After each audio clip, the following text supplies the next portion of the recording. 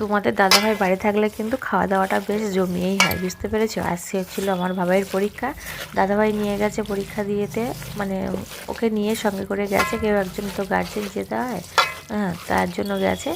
আর আমি এদিকে রান্না বান্না করছি, সকালে উঠে সব কাজকর্ম করে কমপ্লিট করে পুজো পার্বণ করে গুছিয়ে এক মন দিয়ে রান্না করতে বসে পড়েছি। দাদা এনেই দিয়ে গেছিলো পোলট্রির মাংসটা, অল্পই আনতে বলেছিলাম, বেশি আনতে বলিনি, একবেলাই খাবো বলে তার জন্য মাংস আনতে বলেছিলাম।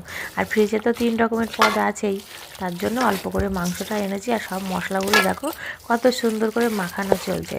আর আমাদের বাঙালি ঘরে কিন্তু মাছে ভাতে মাছে মাংস, আমরা বাঙালি বলো, প্রতিদিনই কিন্তু আমাদের মাছ মাংস লেগেই থাকে। মাছ খেয়ে খেয়ে না পুরো ঘ্যাট ঘেটে ধরে আছে। এবার না একটু দোকানে যেতে হবে, আমি কাকা শ্বশুরের দোকানে যাব, একটু চিকেন মশলা আর একটু গরম মশলা আনতে যেতে হবে। রান্না করতে করতে পুরো ওইগুলো বন্ধ করে রেখে দরজা দিয়ে চলে এসেছি। আর আমি যেহেতু কাঠের জালে রান্না করি, খুব সমস্যা হয়ে যাবে। আমি দোকানে চলে এসেছি, কাকি শাশুড়ি দেখো মাল দিচ্ছে, আর আমাদের সূর্য আছে, আমার ছোটো দেবরের ছেলে সূর্য, ও মাল নিচ্ছে। গিয়েছি দোকানে, গিয়ে দোকানে গল্পের আসর বসিয়ে দিয়েছে।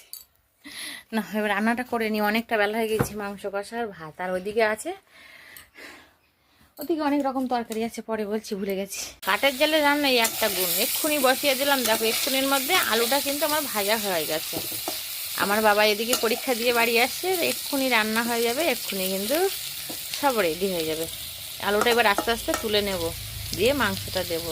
আর কাঠের জালে রান্না কিন্তু আমার বেশি ভালো লাগে, ওই জন্য এখন করি কাঠের জালে রান্না, প্রতিদিনই করছি। রান্নাটা কিন্তু বেশ জমিয়েই হচ্ছে। আজকে রান্নার মেনু তোমাদেরকে বলছি, যখন বলতে পারলাম না। কালকে সেই অনেকটা লাউ চিংড়ি করেছিলাম, ওটা তো ফ্রিজের মধ্যে আছে, এই লাউ চিংড়িটা। আর ভোলা মাছের ঝাল আছে, আর ট্যাং মাছ দিয়ে আলু দিয়ে যেটা রান্না করেছিলাম কালকে, 3 রকম তরকারি আছে ফ্রিজে। ওই জন্য না আজকে আর বেশি কিছু করলাম না। আজকে রান্না করছি, এই মাংসটা কষা করেছি, আর ভাতটা তো হয়ে গেছে মোটামুটি। আর কাঠের জালে রান্না তো বন্ধুরা, সব গুছিয়ে গাছিয়ে না বসলে কিন্তু হয় না।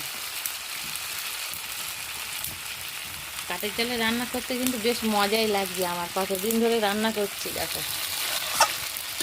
কাঠের জালে রান্না কিন্তু বেশ সুন্দর লাগে। আর কাঠের জালে পোলট্রির মাংস কষা, ও আজকে কিন্তু কলা পাতায় ভাত খাবো, বুঝতে পেরেছো? হেভি টেস্ট হবে কলা পাতায় ভাত খাবো বলে কলা পাতাগুলো কাটা হয়ে গেছে। দেখো আলুটা কিন্তু এবার দিয়ে দিয়েছি, বেশ কষানোটা কমপ্লিট হয়ে গেছে, আলুটা দিয়ে দিয়েছি। আর পোলট্রির মাংস একটু কষা কষাই বেশি ভালো লাগে, তাই না? এদিকে জালও জ্বলে গেছে দেখো, ব্যাস এবার ফুটে উঠবে, একটু গরম মশলা চিকেন মশলা দেব।